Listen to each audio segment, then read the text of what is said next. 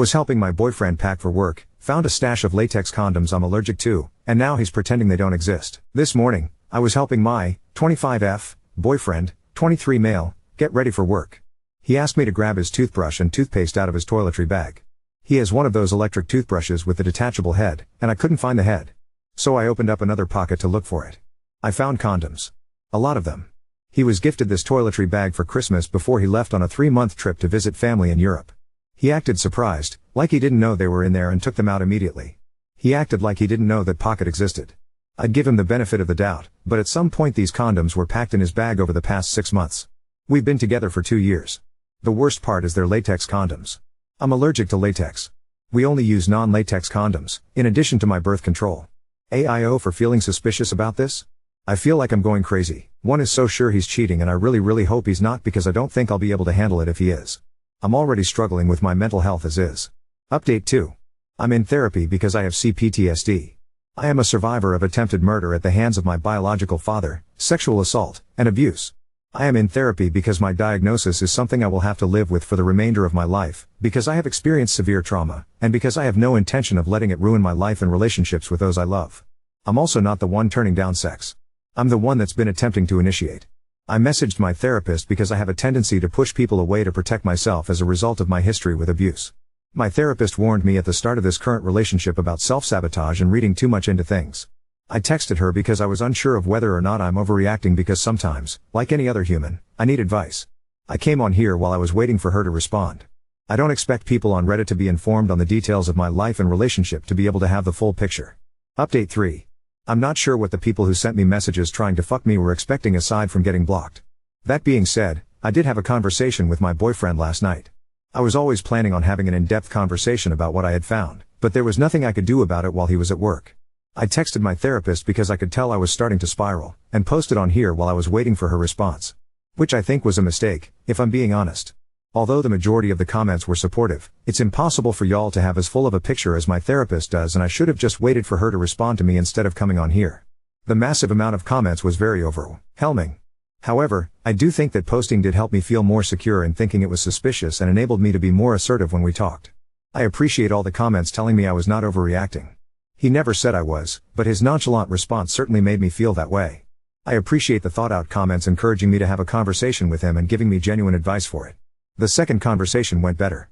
I didn't accuse him of anything. I pretty much just said that finding non-latex condoms in addition to the lack of intimacy I'd been receiving was making me feel confused and upset. I asked him where the condoms came from. His older brother gave them to him while he was in Europe. To prevent confusion, I'm going to use fake names from here on out. My boyfriend is Theo.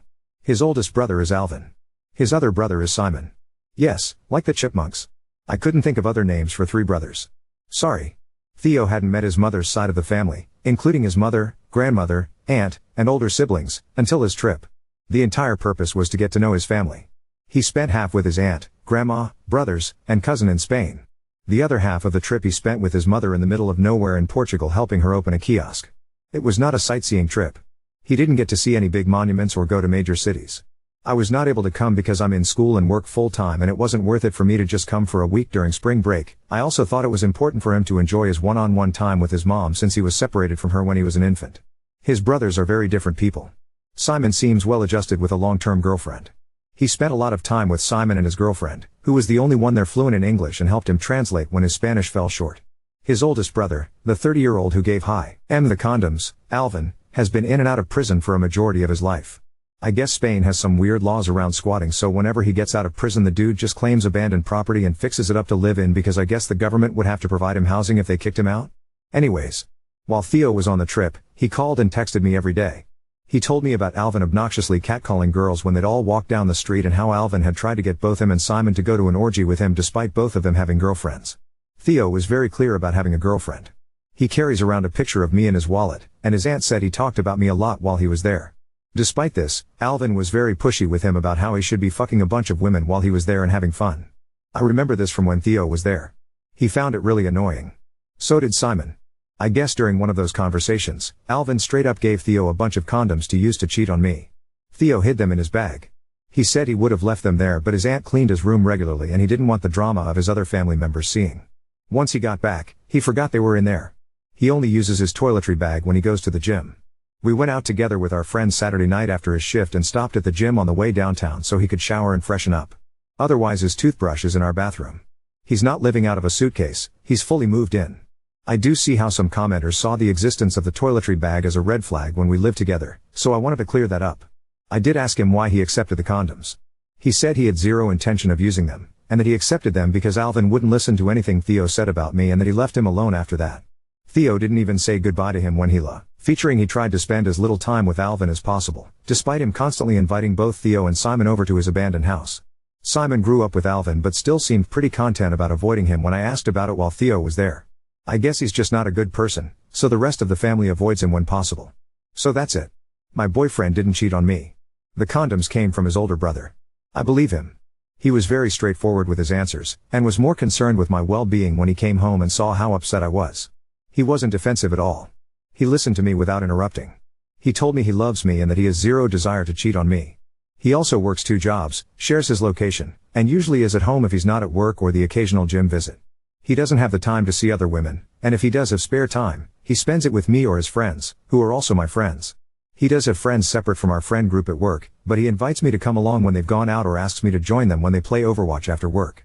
I love him, I believe him, and I'm moving past this. That doesn't mean I'll let any additional red flags slide if they pop up, though. As many of you said, I'm still young and have my whole life ahead of me. If things get worse, I know I'll be okay by myself. I love him and I want him in my life, but my happiness doesn't depend on his presence. I have a therapy session tomorrow, and I've had a lot of time to think. In hindsight, I think what made me spiral the most was that if he really did cheat on me, I'd be living with a stranger. I've had so much trust built up towards him, so I view him as this person who would never hurt me intentionally or yell at me or cheat on me. If he was capable of cheating on me, he could be capable of those other things too. That was really scary to think about and made me spiral. The massive amount of comments where everyone was so convinced he was a terrible person and that I'd been fooled also did not help. I felt like I had no idea how he would react towards me if it was true, and I was very, very scared. As soon as he came home, I felt very silly for feeling that way. He's nothing like my ex. He's never given me a reason to be afraid of him. I shouldn't have let comments on the internet freak me out so bad, and I definitely need to take some time away from Reddit. I hope I addressed all the questions/concerns in the comments. Thank you for all your help. Thank you for listening. For the commenters who had questions regarding our sex life and relationship in general, when he first came back from his trip and moved in, things were normal and we both had high sex drives. Things started slowing down pretty drastically over the past couple of months. We've talked about it prior to me finding the condoms. We both acknowledge that it's an issue and that we're at an age where our sexual activity should be at its peak. He says he doesn't know what's wrong. He's embarrassed because he's attracted to me and doesn't understand how he can have a gorgeous girlfriend and lose his sex drive. His words, not mine. He has an appointment next week to get his hormones checked and has been looking into getting a therapist of his own in case the issue is mental and not physical. It's still difficult to not feel insecure when I try initiating and he's not in the mood, but he still makes an effort to show affection in other ways. Our current level of intimacy isn't ideal, but I don't think it's a lost cause as long as we're working towards a solution together. We have date nights every week. I'm very supportive of him spending time with his friends, and he does the same for me. We live together, but no one is clingy or codependent. We do check in with each other to see how we're feeling about the living situation since it is somewhat new and we're still figuring out how to divide and concur with household tasks. I'm a full-time student and I work full-time. He works 2 jobs. We both contribute equally, and do our best to make time for ourselves and each other despite our busy schedules. I have 14 credits this summer and barely exist outside of work and school. Lol. For the commenters who had some things to say about me having a therapist or mental health issues, I try my best to ensure that I am my main support system. I've been in the position before of being someone's emotional punching bag due to their mental illness, and I would never ever put someone I love in that position. I'm in therapy because I have experienced an extreme amount of trauma and don't want my CPTSD to impact my life and relationships in a negative way. I grew up with a mom with severe anxiety, and most likely undiagnosed PTSD, related to the trauma both of us experienced at the hands of my biological father. She doesn't believe in therapy. I had to call 911 several times as a small child because of her panic attacks. I love my mom, and our relationship has come a long way, but the last thing I would want when I have children is for me to be an unstable parental figure. My usage of therapy doesn't warrant me staying single. My therapist has been very encouraging of this relationship since my boyfriend asked me out 2 years ago. I had gotten out of an incredibly abusive and toxic relationship the year prior, and had zero intention of getting into another serious relationship anytime soon. I was thriving and my therapist thought I was ready, but I told my boyfriend that I needed to focus on myself. We took things slow. He was respectful and patient every step of the way until I was ready. He has never raised his voice at me or even cussed at me. He is a very caring partner. I think his love language is based in quality time and acts of service. He's not great with words, but he tries. He can be a bit emotionally distant at times and not know exactly what to say when I'm upset, but that doesn't prevent him from being there and giving me a hug when I need it. We've been going through a rough patch with our intimacy, and when I was off my meds I felt like he, and everyone else in my life, viewed me as a burden despite him telling me he'd be there for me and for me to just ask for whatever I needed. He's told me many times that he's still attracted to me and that it has nothing to do with me, but when I was feeling low I kind of let my past trauma impact how I felt about myself. Being repeatedly sexually assaulted kind of made me feel like my worth is based in my sexuality, so having a boyfriend who isn't all over me anymore made me feel like there was something wrong with me. Like if I'm trying to initiate and am available and the person who loves me doesn't want it, but someone else was willing to violently take it from me when I didn't want it, what does that say about me? I know that's not rational and I've talked a lot about it in therapy, but it is something that I struggle with sometimes. I posted on here during a low time with my depression because I needed to vent and didn't want to burden anyone I knew with my irrational negativity. Depression is weird. Especially after years of therapy. When I'm at my lowest, the intrusive thoughts are overwhelming, but deep down I know they're irrational and that they'll eventually pass, even if it doesn't feel like it on the surface level. I know some of the things I said then were concerning, but I really wasn't in any danger. There's a lot of things I want to accomplish in my life and I know I'm capable of them even if it does feel hopeless sometimes. I know I have people in my life who love me, I just have a hard time reaching out for help when I need it and need to be better at letting people be there for me. My mom raised me to be really self-sufficient and she's also got a lot on her plate with my dad being sick, so I don't want to bother her and make her spiral more than she already is. I've been set back a lot with my education because of all the stuff I've been going through, but I know I have a bright future and that I should be proud of myself for making it this far. I am back on medication and am increasing the frequency of my therapy appointments from once a month to every other week. I was doing well before I went off my meds, so I'm doing my best to get back on track. Sorry for rambling. I know I don't owe anyone an explanation of my mental health on here, but I know some people were worried. I'm okay. I'm going to be okay, with or without my boyfriend. My mental illness does not prevent me from being a loving and supportive friend and partner. Using therapy doesn't make me a weak person incapable of standing up for myself and making decisions. Final edit, I have a final post on my profile about this topic. I'm taking a break from Reddit now. I'm low-key regretting posting an update at all. I don't know why the opinions of strangers bother me, but it's kind of annoying that so many people didn't read the entire thing and just said I wrote all that to convince myself. I wrote that a full 24 hours after I had my conversation with him and debated posting anything at all because I figured people would be convinced he cheated regardless of anything I had to say. It's detailed because so many people had different things to say about different parts of my original post. I thought if I just posted his brother gave him the condoms, people would say that was a vague answer. Of course it feels like a complex story to someone who never heard about his trip, but the only thing I didn't already know was that his brother had given him condoms. His trip was a shit show. He was on the phone with me every single day telling me about it and fell asleep on the phone with me 99% of the time. He wasn't going out at night. He wasn't partying. Half his trip he spent with his estranged mother and her crazy racist abusive boyfriend who kept accusing him of stealing and saying wild shit about how he couldn't believe my boyfriend would sleep with a N-er like me. I had to talk him down on the phone to keep him from freaking out and endangering himself because he had no way of getting home if his mom's boyfriend kicked him out. He already got abandoned in a random town in Portugal by them for like a full day and a half at one point. I'm not surprised the condom slipped his mind. If he hadn't maintained constant communication with me while he was there, I'd be more suspicious. If he hadn't told me about all the other crazy shit his brother pulled while he was there, I'd be more suspicious. If he had gotten defensive at all, I'd be suspicious. He didn't lie to me. He didn't know they were there.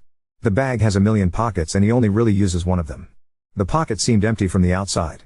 He forgot he stashed them there. People seem so sure that I'm this naive, spineless person when I'm not. If you'd read what I said about my mental health, you would know I already have a tendency to be hypervigilant about red flags and be avoidant to protect myself. I don't like being vulnerable.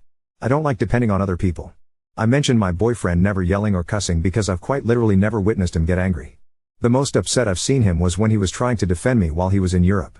He's probably the most calm/stoic person I've ever met. I love that about him. I love him. I trust him. Also, his last serious relationship ended with him catching his ex in the act of cheating on him. She had mental health issues and responded to being caught by attempting to kill herself by walking into traffic. I know some internet troll is going to say that's another far-fetched story, but I know it's true. His best friend's mom, who is basically also his mom, pulled me aside when she met me and told me that she was glad he found someone that makes him so happy after everything he went through with her. I don't think he would cheat on me after going through something like that. He's a really good person. He's fully capable of being a support system for me. I just was afraid to let him because I didn't want him to feel like he had to worry about me or take care of me the way he did with her. That's not healthy, though. I'm trying to be better at trusting people when they say that they want to be there for me, and that includes him. We met at school. He sat behind me in class so he couldn't even really see me. When I asked him later what most attracted him to me, he said that I was well spoken. My appearance was just a bonus. I don't want to sound conceited, but there is rarely a time when I am in public and I am not approached by someone who wants to catcall me, compliment me, or ask me out. I was almost kidnapped twice as a teenager. I hate being approached. I hate being asked out. I turned down every other person that approached me at school trying to hook up or ask me out. But when he did it, he was so nervous and respectful and he felt different somehow, and so I said yes. On our very first date, he took me to an art museum. We went to an amusement park after that. He followed it up with a picnic under the stars where we spoke for at least 5 or 6 hours about our lives and what we wanted in the future. It felt scary at the time because it was the best date I'd ever been on in my life and I didn't think I was ready for anything serious, and he came along and made me feel so comfortable and at ease. We both come from emotionally volatile parents, and are trying to do our best not to become them. We connected right away, but I still wanted to take things slow. It took 6 months before I was ready to make things official. During that time, he made it clear that I was the only one he was interested in. He detailed my car multiple times, brought me flowers, got my cat little holiday-themed bandanas. He bought me vinyls of albums that he noticed I listened to in the car. He did all of this without expecting anything in return, and still does these things to this day. He's trying to learn how to braid so we don't have to get my hair done anymore. When he moved in, he organized my whole closet without me asking because he remembered me complaining about it and wanted to take something off my plate. He saw I've been wanting a Gustav Westman mirror for a while and built me one. With his hands. Took me to Home Depot and let me pick out the color I wanted for it and everything. He treats me like a queen. The only rough patch in our relationship has been over the past couple of months when our intimacy decreased, but I have faith things will get better. Finding those condoms freaked me out, but I'm over it now. It's been resolved. If you can't see the value he adds to my life, that's your problem. I'm happy. I'm not responding to any more comments about it. Now on to second story. Confronted my husband's jock friend about pressuring his sick fiancée into having kids before marriage, causing a massive fallout. My 32F husband, 36 male, has a high school friend, 36 male. Let's call him John. John is a typical jock. Athletic, good-looking, popular with girls. But I've been around enough to see and hear him being questionable towards women. To the story, we were in a group of friends, and I was introducing them to my new baby, 0F. Important info, I had a miserable pregnancy. The topic of having kids came up, and John started saying how him and his fiancée, 32F, would be the next. More important information, his fiancée, Janet, is an amazing lady. Kind, smart, gentle. Recently, she has been through a lot, lost her dad and her health has been terrible. Not going to say what, but she has a disease that causes headaches, weakness, dizzy spells, fainting, extreme fatigue. She has become more and more emotionally and physically dependent on him. On top of that, she, and I, come from another country. It means her family and support system are not here. Back to the situation, I asked her if they plan to have kids after the wedding, that is in 2 years. I thought that because it gives her time to recover. He doesn't let her answer and say they agreed they would only get married after having kids. I am surprised for 2 reasons. She always said she wanted kids after marriage and her health is not good. She doesn't say anything, but looks sad. I argue that it doesn't seem like a good plan, and that a pregnancy now could put her health at risk. He said her fertility window is almost closing and that is now or never. I start getting angry, and we discuss. I ended up saying he is selfish and this decision is only based on his wants and needs and is hurting her. Basically a form of abuse. The room gets quiet and we ended up leaving. My husband later agreed with me, but said it was not my place to say anything. Our friends are mixed, saying someone had to say it, but that I was too harsh. I feel maybe was not my place and I was being a busybody, but after being through a hard pregnancy myself without my family, I know how hard it is. And my husband is a great supportive guy. Meanwhile John leaves her alone all the time to party and enjoy life. He is dooming someone that trusts him blindly into a horrible situation. Ida? Update 1. I reached out to Janet and invited her for a coffee.